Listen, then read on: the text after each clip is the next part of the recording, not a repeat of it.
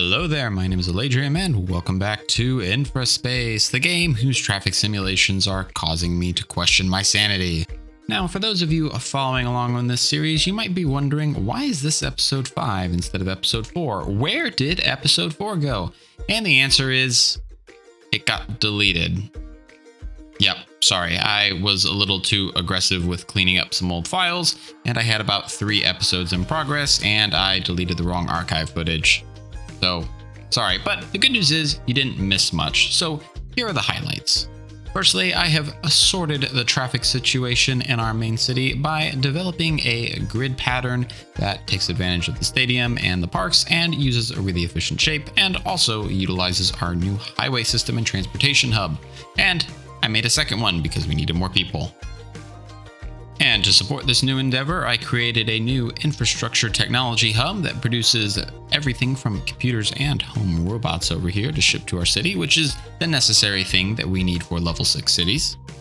And finally, I made all the necessary food hubs that we need for good food, and also built ourselves our first methane power plant, so we have power for days now. And don't you worry, the moment that I am able to convert over to nuclear power and get rid of methane, I will. Though I will have to say, on a planet with a very thin atmosphere, a methane power plant is probably actually a good idea because it'll help warm the planet. But enough science-based talk. So what's our goal for today? Well, to start off with, we have unlocked all of the basic research tiers that require blue science and green science, and now we have to get this yellow science, which we got by making a new building. And we have a lot of things that yellow science will unlock, such as fertilizers, high-speed rail, superhighways, and there's that iridium plant right there, which we will use for nuclear power. So we have a couple things that we need to do in order to get that, and we also have a few other things that we will need to unlock, such as schools and HoloSplays, which has the VR entertainment, which we need to upgrade our cities to level 7. So I'm going to go ahead here and check all of these research tasks so that we are able to build them when we're ready.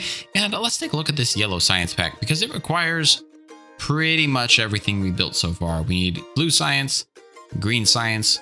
We also need all of the things that we've basically built in this, robots, these neural processors, these microchip factories, everything. We basically need another mini industrial district just so we can build this yellow science. So I don't necessarily want to tap into the resources that we have over here, because I have a feeling the minute I touch anything in this area, my entire civilization will be knocked back down to the Stone Age. So we're going to go visit another part of the map and set up a separate industrial area over there that we will devote solely towards making yellow science. And I think the perfect spot for this area is right over here next to our aluminum mines. We have another aluminum mine over here. We have everything we need for copper and iron, sulfur, and methane, which we can use for power.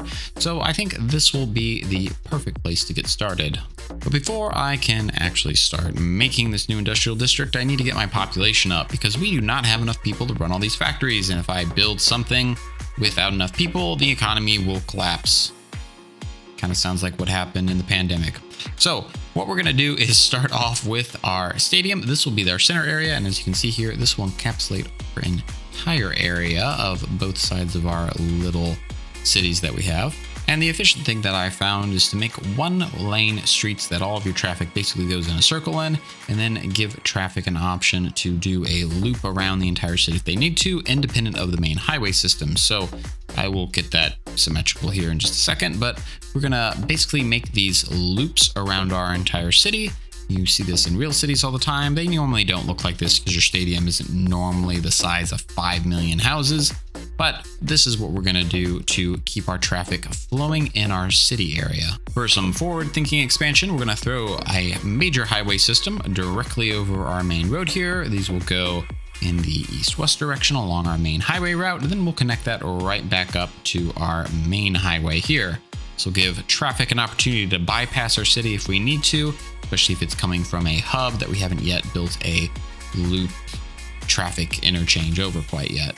Place down a couple of parks as shown here, lay down 1 million houses, build some one-way streets, run our pipe networks, And one of the most important things that we have to do to make this design efficient is actually segregate our city to a north side and a south side. And the reason we're doing this is because parks, even when you have the game option disabled to not have return traffic, parks still seem to route traffic back to the park after they visited the buildings that you've sent them to. So if this design, at least, if you have them going for the entire city, they'll loop around and generate a bunch of traffic. But if you isolate them to one side here, all of that traffic will stay on one side, and then you don't really need to worry about clogging up all of these highways with unnecessary traffic.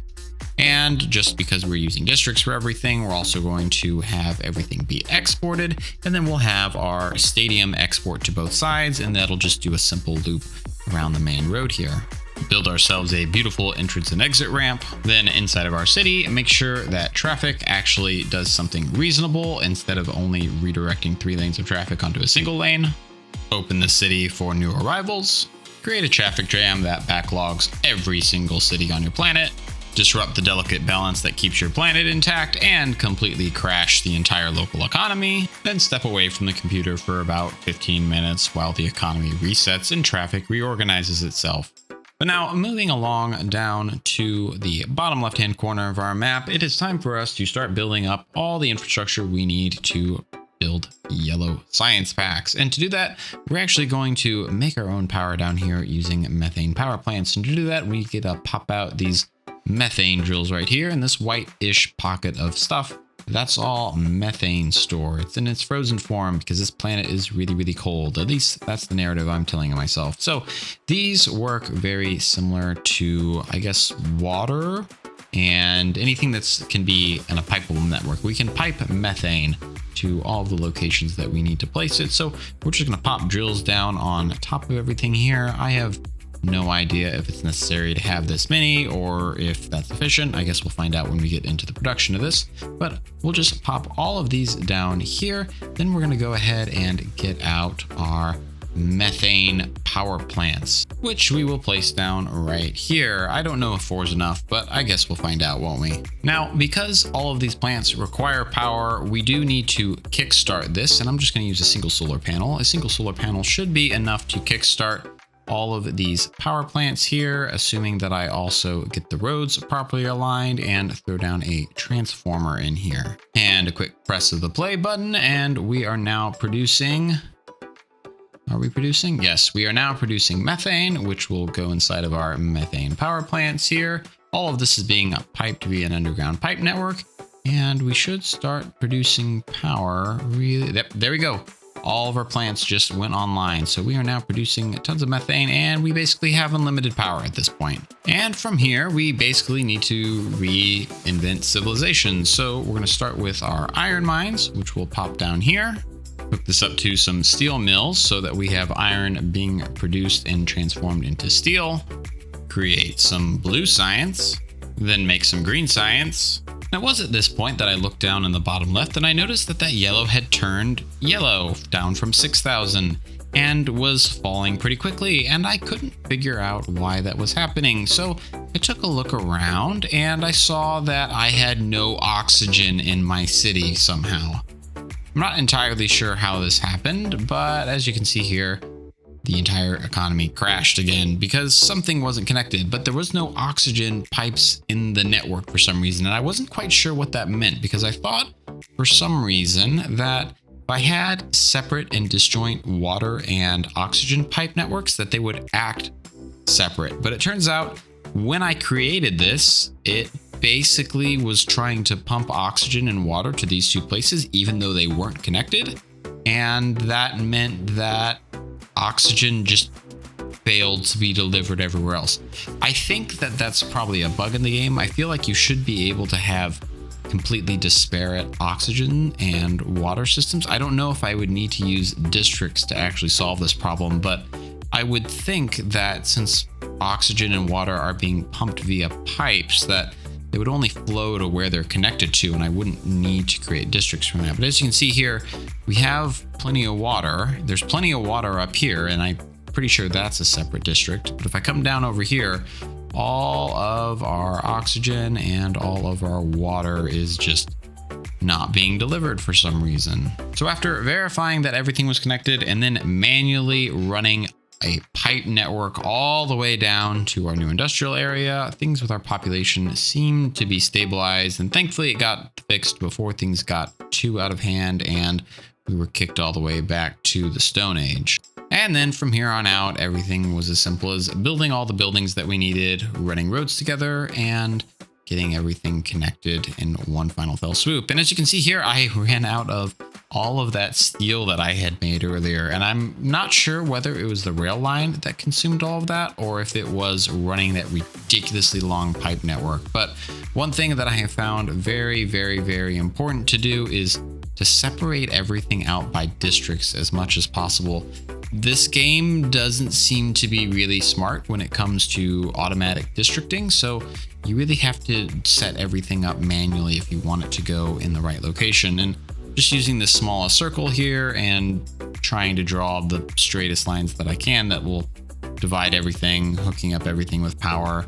And then for this area over here, as you can see, I've also tried to take advantage of some rail lines. I wanted to spend some more time just understanding how these worked and getting them set up because I want to use them elsewhere because they are very, very efficient at transporting goods and are a lot better than roads. So what I have over here is a rail line that will deliver our copper here on this side of the map.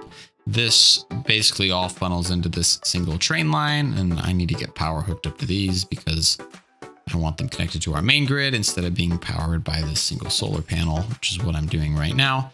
But basically I have all of our resources over from here being shuttled all the way over to this other section here. And then it's basically a one-way road where things go in, things get produced, and then they continue straight on down the line.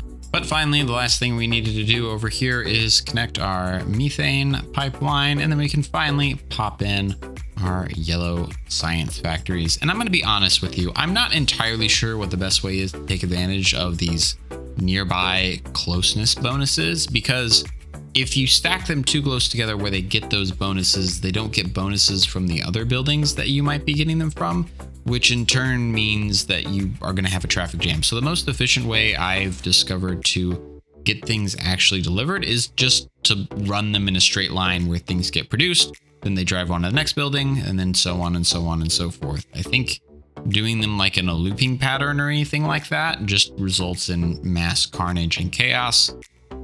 Things quickly get out of hand, and then my economy crashes every single time I try to mess with something that's other than just a straight pipeline of resources, which is actually really difficult to do when you're trying to get this traffic coming in and trying to get all the resources, and you need all of these other resources coming at the same time. It's very easy to get out of control with traffic here. So this is my current plan for this. Traffic comes in, microchips, robots, computers, factories, motors, nanotube processors, and then finally yellow science. And with that yellow science, we are finally making new research along our tech tree. So first up here, we have fertilizer, and then I think what I'm going to do is, since I burned all of my steel relaying that pipeline, is just let this sit AFK for a little bit. Our city seems to be mostly stabilized. And when I come back to the next episode, we should have 1 million pieces of steel and a bunch of new things researched. But I think that's going to be it for this episode. As always, thank you so much for watching. And if you enjoy this, please consider liking, subscribing, and I will see you in the next episode. Goodbye.